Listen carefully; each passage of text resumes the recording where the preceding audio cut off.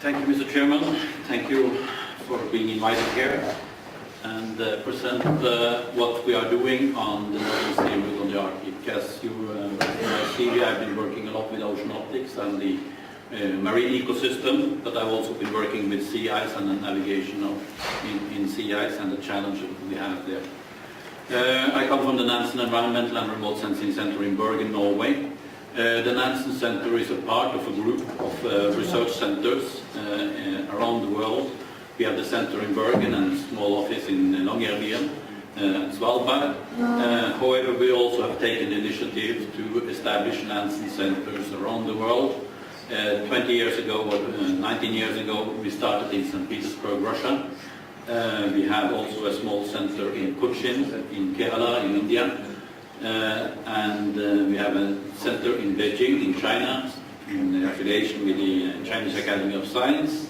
And last year we started out with the Nansen Tutu Center in South Africa, in Cape Town. These Nansen centers altogether are around 200 scientists, of which 75 are PhD students. So it is a group of researchers, not in the topic of law, that are the session of this, the topic of this session, however in natural sciences.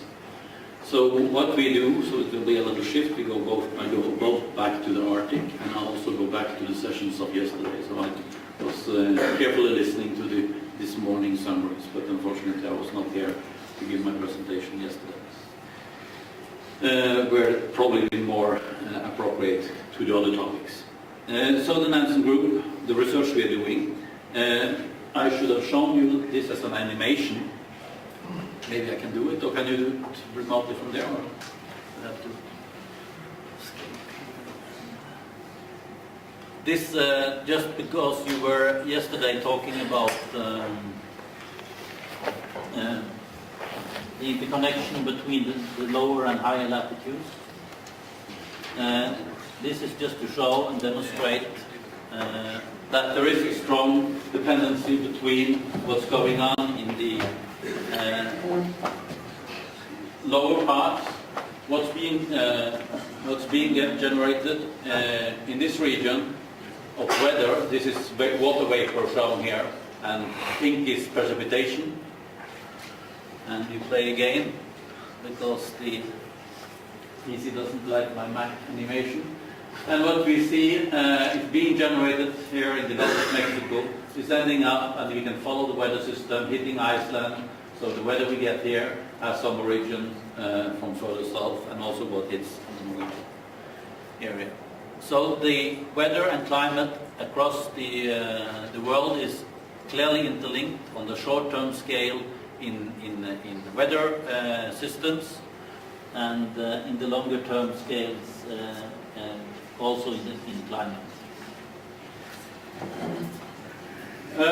Going even further closer to the Arctic region, we have the Iceland here, Norway, Greenland, and the Arctic region. This is the ocean, which I'm most familiar with. We see there is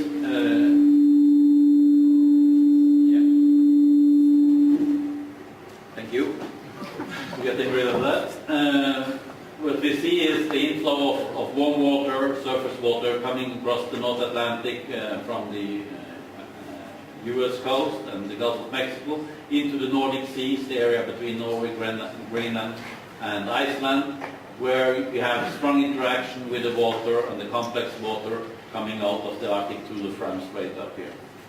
So it's a complex pattern of surface transport that implements the circulation in the Arctic Ocean, inside the Arctic Ocean, the circulation mainly out through the Fram Strait into the Atlantic Ocean, as well as the global conveyor belt, the global ocean circulation throughout the oceans.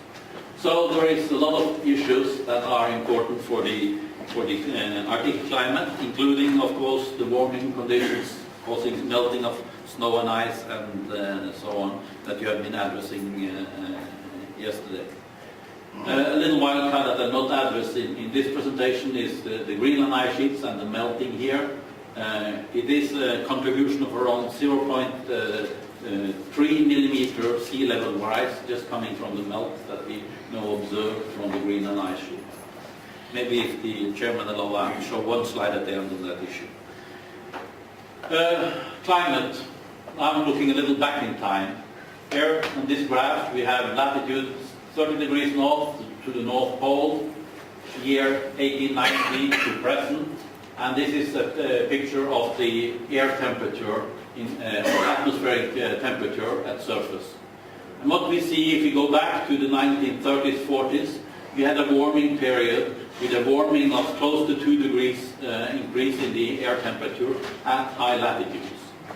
When we are approaching today, we see a slightly higher, but also in temperature, but also more extended at various latitudes,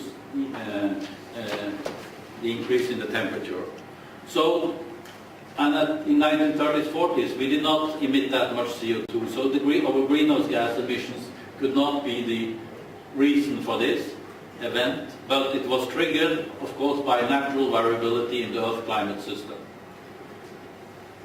However, to explain what we see in recent years, it's not sufficient only to say it's natural variability in the climate system. We need also some additional effects from the increased CO2 emissions into the atmosphere.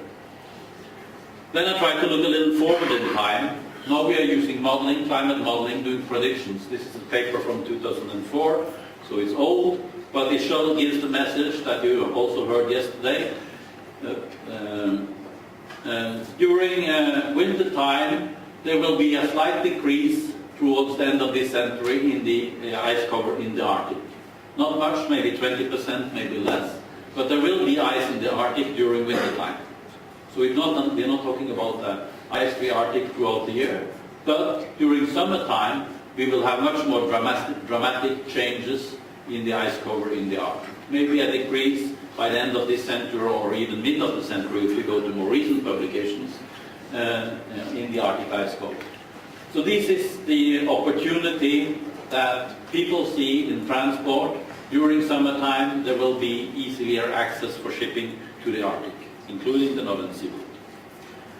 So what's the situation today? Now looking backward, forward, and today. This is the situation 2nd September of the Arctic. Sea ice cover from the satellite showing that the Northern Sea route is ice-free. You can go around here. You can also, in most areas along the Canadian archipelago here, you can go through, and if I look on more detailed satellite image, I can tell you that you can go through here with the vessel also this year. The same situation we had last year, and 2 sailing vessels one from Norway, one from Russia, and went all the way around with a small trimaran and a little larger Russian vessel. So it's possible to go around the North Pole with a vessel during summer without having an ice-strengthened vessel. However, the variability is large. Here we show from January to December, and it's the area extent of ice in the Arctic as it varies with season. The black and grey curve up here is the average over the last 30 years when we have had satellites. And the colored curves here show respectively the 2007 year, the minimum year with ice extent in the Arctic, 2008, 9, and then finally this year. And the ice extent in the Arctic is approximately on the same level as in 2008, this summer or today. So having this kind of information, you can make some assessment and look what are the opportunities for your future and what are the changes. These are the changes in the annual ice area extent of the Arctic. It is a change of around 4.2% change over per year, per decade, sorry, in ice area extent. If you go to the summer ice extent, we are talking about some 10% change in the area. So, interpreting satellite data helps us to make the foundation for what we see as an opportunity in the Arctic and all the challenges that happen. The Northern Sea route is one of these opportunities, and the transportation through it has been on the agenda for many years.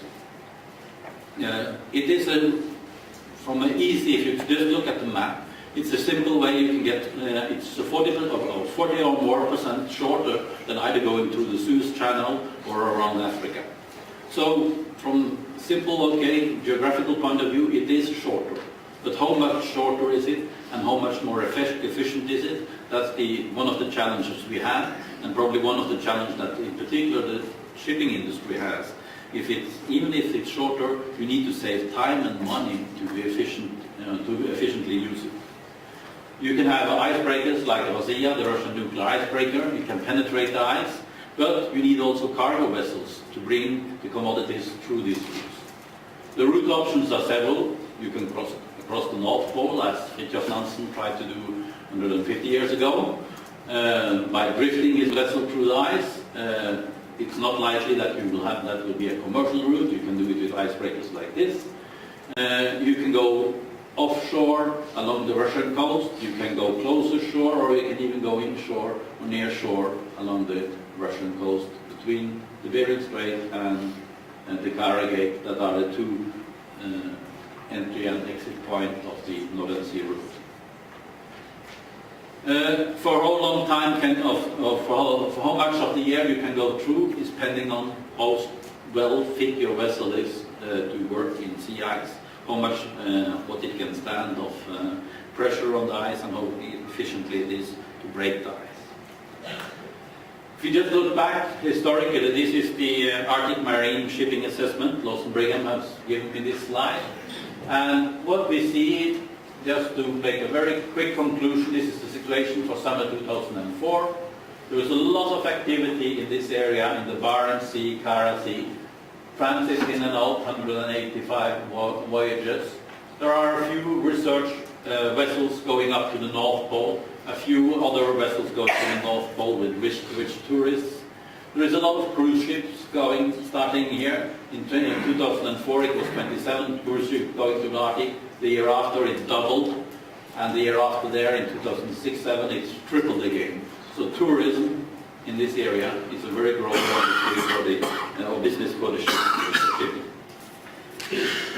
So in order to facilitate this, we see that most of the activity is not transit.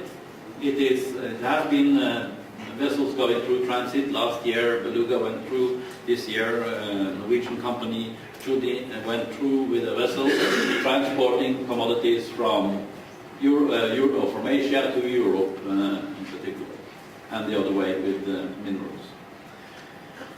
So the shipping market in the Northern Sea route is divided in two. It's the local transport between the ports along the Russian coast, and it is the transit market. So what are the situations for this in the future, and how can we facilitate this kind of activity? It will be ice in the Northern Sea route. Some areas may be ice-free during summer, but for a shorter period, we're talking about weeks, maybe a little longer, month, couple of months, but still there will be ice. So you need support infrastructure. And one of the measures you can use to support this is to use satellite data, satellite radar data, as this is, as this is an example of, where it's a satellite radar showing the ice cover, and with trained or experience, you can then make a suggestion what is the optimal sailing route to go through the ice. Showing one example from an operational or semi-operational test voyage that were made from Murmansk over here to Saveta in the Oblast. And the colors you see on this map is the speed of the vessel. Blue is slow speed, less than 5 knots. 1/3 of the voyage were on that speed. But we see it is very limited to some small areas where they were suffering through heavy ice and needed then heavily help from the icebreaker to penetrate the ice.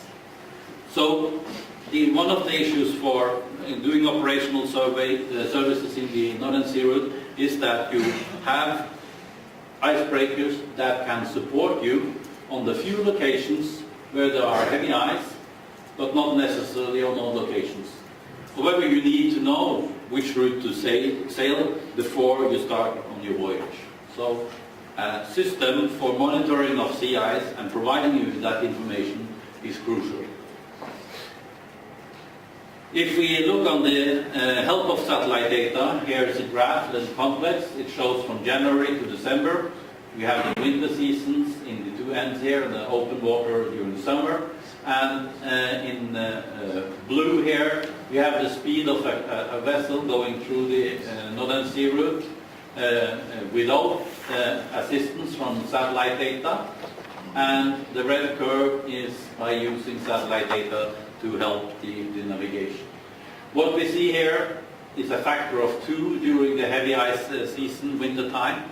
You can improve the speed of the convoy by you having the support from satellite ride information.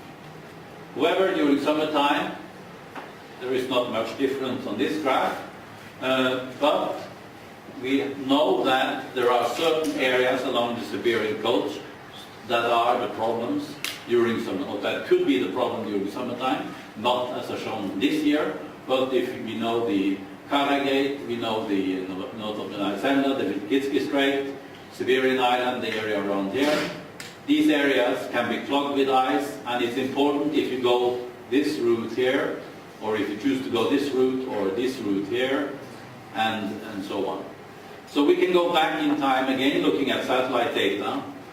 Thank you. Looking at the satellite data from then throughout the year, coming on the y-axis, and then from west to east along the Northern Sea route. We see that in 1980 it was a lot of ice around the Vilkitsky Strait in this region. So in 1980 it was difficult to penetrate this route. Even in 2007, that were the year of the minimum ice extent in the Arctic, there were some ice during most of the summer season in this region. So even here you could not take your sailing boat and go through in 2007, although it was almost open for, and the minimum ice extent in the Arctic was present. Okay, we can go more into depth on these statistics, and I skipped that for time reasons. However, now I start looking forward again. Now I'm using the climate models, and look what are the situation in the Arctic. We were running some simulations using our Bergen climate model on the Arctic Ocean to study what are the impact if we have releases of radionuclides, either coming from the Sellafield down here in UK or Le Hague in France, that are the main source for the radioactive contamination in the Arctic, or a potential release of radioactivity from the known deposits and the rivers of the Siberian coast.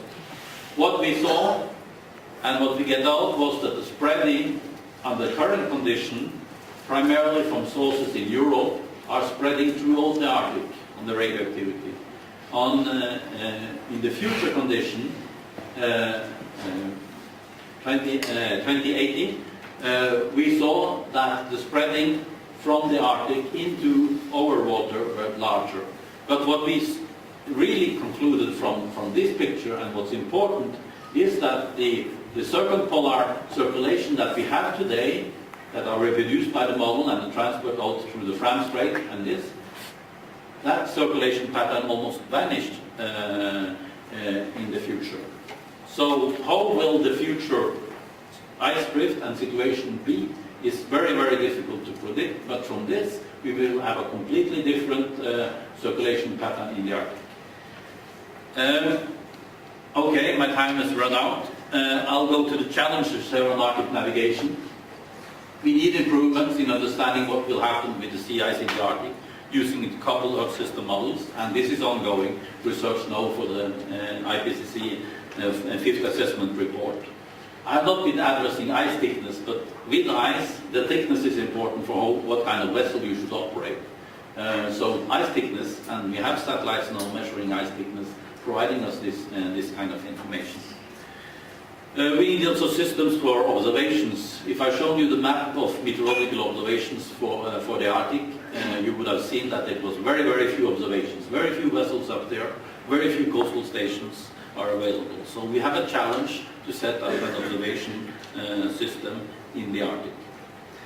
We also need to have the infrastructure to support the next icebreaker, nuclear icebreaker. Russia has a nuclear icebreaker to support us. Very few other countries have a fleet available to support merchant vessels going in the Northern Sea. So we are depending on the willingness and of the Russians to support us. Infrastructure, important, with rescue, pollution, combat, etc. We also need to develop new vessels for taking care of the transport. We cannot use our own vessels and crew that are trained to operate in temperate waters. One thing also with vessels is that there are draft limitations around the Russian coast, shallow water, which means that you cannot use all types of vessels, primarily smaller vessels. So is there, what is the market for this transport? What are driving it? It's not my field, putting in more question marks. How interested are the industry, the shipping industry in this area, and is there a commercial basis for the year-round activities in this region? I will skip that one and finish with that. The two masters of the Arctic, the icebreakers, the Russian nuclear icebreaker and the polar bear. So thank you for your attention.